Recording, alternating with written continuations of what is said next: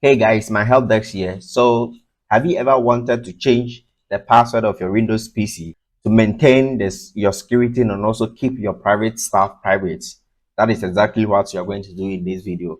Let's dive right into the video. So, the first thing to do is in your search bar, search control panel.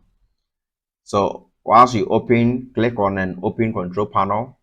Whilst you are here, click on user accounts and then click on change account type here. So if you have more than one account on your PC, all the accounts will be listed here.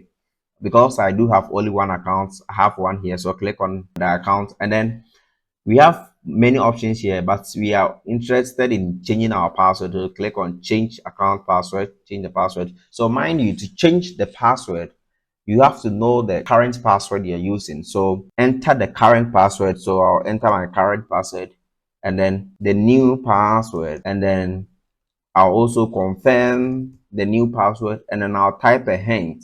God is good. So, and then after everything, click on the change password. Good. So now our password is changed. So that is how you change the password of your Windows PC. If that helped, subscribe to the channel and thanks for watching. I'll see you in the next one.